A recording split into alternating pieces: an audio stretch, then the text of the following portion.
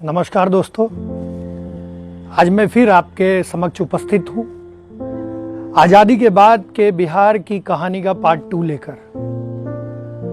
हम इस चर्चा को आगे बढ़ाते हुए आज आपको बताएंगे ऐसी शख्सियत के बारे में जिन्हें लोग बिहार विभूति के नाम से जानते हैं।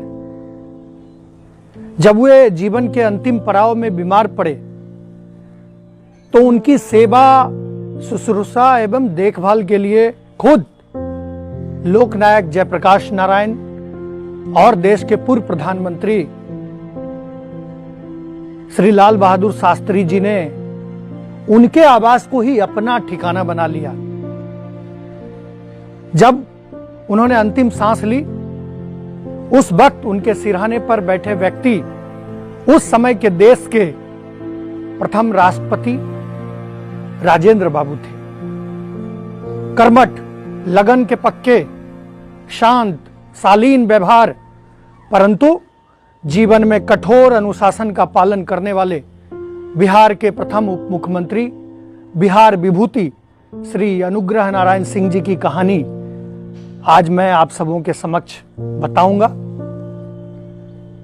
जो राजनीति के एक आदर्श थे, एक मिसाल थे। आज की इस कहानी को हम आगे बढ़ाते हैं। औरंगाबाद, जिसे बिहार का चित्तौड़गढ़ भी कहा जाता है और जिन्हें प्यार से लोग बाबू साहब कहकर पुकारते थे, बिहार विभूति श्री अनुग्रह नारायण सिंह जी, जो बिहार के पहले डिप्टी सीएम थे, जिनका पद तो डिप्टी सीएम का था, लेकिन लोग उन्हें सुपर सीएम माना करते थे। राज्य सरकार के मुखिया अगर उनके प्रिय मित्र श्री बाबू थे तो सरकार के हृदय और प्राण अनुग्रह बाबू थे। अनुग्रह बाबू अगर चाहते तो प्रथम चुनाव के बाद ही बिहार के प्रथम प्रधानमंत्री, उस समय मुख्यमंत्री को जब पहली बार हुआ था तो प्रधानमंत्री भी कहा जाता था, वो चाहते तो बिहार के प्रथम प्रधानमंत्री यानी मुख्यमंत्री आसानी से बन सकते थे, परंतु उन्होंने स्वयं श्री बाबू के नाम को प्रस्तावित कर अनोखी मिसाल पेश की। मित्रों, उस वक्त के एक प्रमुख समाचार पत्र द इंडियन नेशन के अगले दिन की हेडलाइंस थी, वो जो अखबार की हेडलाइंस थी उसमें यह छपी थी कि अनुग्रह बाबू की उदारता से प्रथम लोकतांत्रिक मंत्रिमंडल के गठन का रास्ता आसान हुआ। एक ऐसी शख्सियत जो दिन में 16 से 17 घंटे लगातार काम करते थे।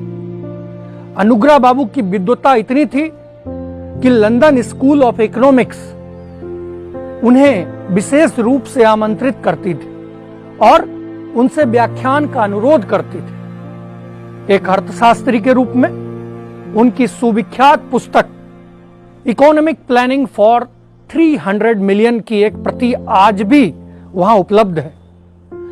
लोगों से जुड़ने की शैली ऐसी थी कि 1947 में अंतर्राष्ट्रीय श्रमिक संघ के बैठक में स्वतंत्र भारत का प्रतिनिधित्व करते हुए कनाडा में जब अनुग्रह बाबू ने 150 देशों के प्रतिनिधियों को संबोधित किया तो पूरा अंतर्राष्ट्रीय सदन मंत्रमुग्ध होकर उन्हें सुनता रह गया।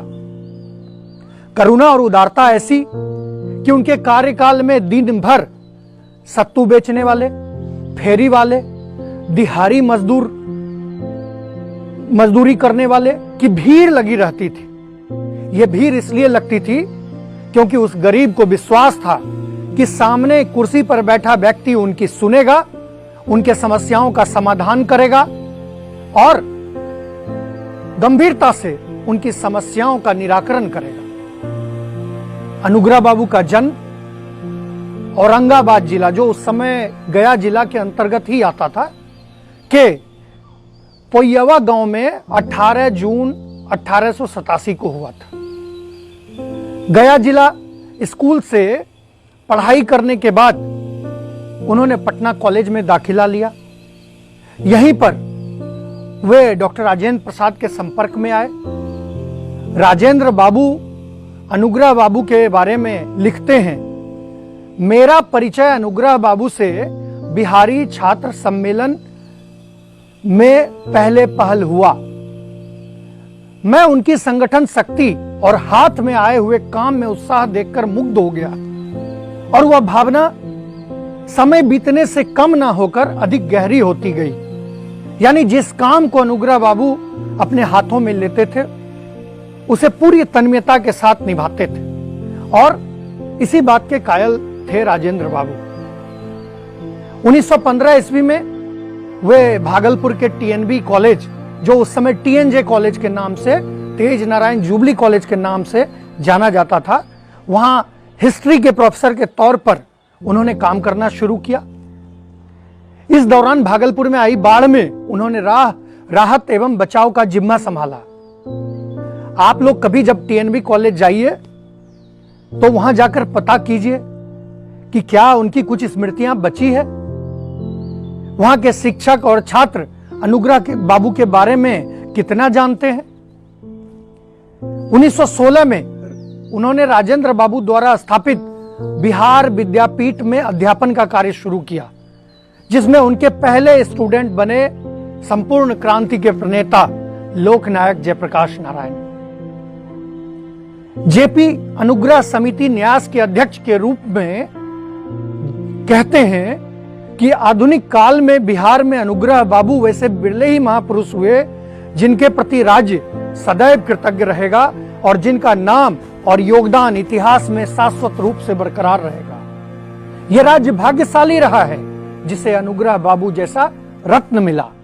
गांधी जी ने जब नमक सत्याग्रह का आंदोलन प्रारंभ किया, उस दौरान 26 जनवरी 1933 को पटना में घोषणा पत्र पढ़ते वक्त उन्हें गिरफ्तार कर लिया गया। उन्हें 15 माह की सजा हुई और उन्हें हजारीबाग जेल भेज दिया गया। जिस समय वे जेल में थे, बिहार में इतिहास में विख्यात प्रलयंकारी भूकंप आया था। जेल की 4 दीवारी के अंदर बंद रहने के कारण वे कोई राहत कार्य नहीं कर सकते थे, लेकिन सरकार ने 3 हफ्तों के बाद उन्हें छोड़ दिया। जेल से छूटने के बाद अनुग्रह बाबू पटना म्युनिसिपैलिटी के वाइस चेयरमैन बने और तत्कालीन म्युनिसिपैलिटी के चेयरमैन राजेंद्र बाबू के नेतृत्व में राहत एवं बचाव कार्य में लग गए। उस दौरान शायद ही राज्य का कोई ऐसा प्रभावित कस्बा रहा हो जहां वे स्वयं नहीं गए। अनुग्रह बाबू ने श्रम मंत्री रहते हुए केंद्रीय श्रम परामर्श समिति के माध्यम से श्रम प्रशासन तथा श्रमिक समस्याओं के समाधान के लिए जो नियम एवं प्रावधान बनाए, वे आज भी पूरे देश के लिए मापदंड के रूप में कार्य करते हैं। उन्होंने खाद, बीज, मिट्टी, मवेशी में सुधार लाने के लिए शोध कार्य करवाए और पहली बार जापानी ढंग से धान उपजाने की पद्धति का प्रचार कराया। पूसा का कृषि अनुसंधान फार्म उनकी ही देन है। श्री बाबू के मुख्यमंत्री रहते हुए स्थापित उद्योग, कारखाने, शिक्षण संस्थाओं, कला केंद्रों की स्थापना का श्रेय श्री बाबू के साथ यदि किसी एक शख्स को जाता है तो वो अनुग्रह बाबू ही थे। दोनों मित्र थे और दोनों की आत्मा एक दूसरे में बसती थी। वस्तुतः उस सरकार के प्रतीक अगर श्री बाबू थे तो अनुग्रह बाबू उस सरकार की आत्मा थे। आज के दौर में जब सरकारी आवासों को अफसर और मंत्री निजी संपत्ति के रूप में इस्तेमाल करते हैं, अगर उन्हें बंगला खाली करने के लिए कह दिया जाए तो नल की टोटियां तक खोलकर ले जाते हैं। जीतने के बाद बंगला लूटने के लिए बड़े बंगले चाहिए, इसके लिए पता नहीं लोग क्या क्या कर बैठते हैं। सुप्रीम कोर्ट के तमाम दिशा निर्देशों के बाद भी वीआईपी का तमगा उनसे छूटता नहीं। आए दिन हम और आप गाड़ियों पर देखते हैं लिखा हुआ जिला अधिकारी, भू अर्जन पदाधिकारी, मंत्री, अंचलाधिकारी, बहुत सारी ऐसे बोर्ड लगे होते हैं जो कानूनन गलत हैं। मौजूदा राजनीति में अफसरशाही की सामंती सोच का प्रमाण आपको मजबूती से देखने के लिए मिल जाएगा। ऐसे समय में अनुग्रह बाबू का पूरा जीवन, संपूर्ण जीवन हम सबों के लिए प्रेरणा बनकर आता है। सरकारी यात्राओं में भी स्वयं की तनख्वाह से भोजन करना, बिना किसी काफिले और पुलिस सुरक्षा के अपनी गाड़ी से कहीं जाना, ये आदर्श था उनके लिए।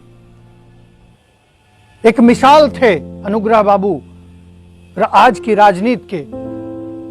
1957 के आम चुनाव के बाद जब वे लगातार तीसरी बार बिहार के उप मुख्यमंत्री बने, वित्त मंत्री बने, तब उनके सरकारी आवास के लिए नया कालीन लाया गया। उसमें टेलीफोन लगाने वाले जब टेलीफोन विभाग के लोग आए तो उन्होंने कहा कि हमको इस कालीन में छेद करके तार ले जाना पड़ेगा, एक सूक्ष्म छिद्र करना पड़ेगा। इस बात के लिए भी अनुग्रह बाबू राजी नहीं हुए और उन्होंने पूरे तार को कहा कि एक कोने में आप रख दीजिए। और एक दिन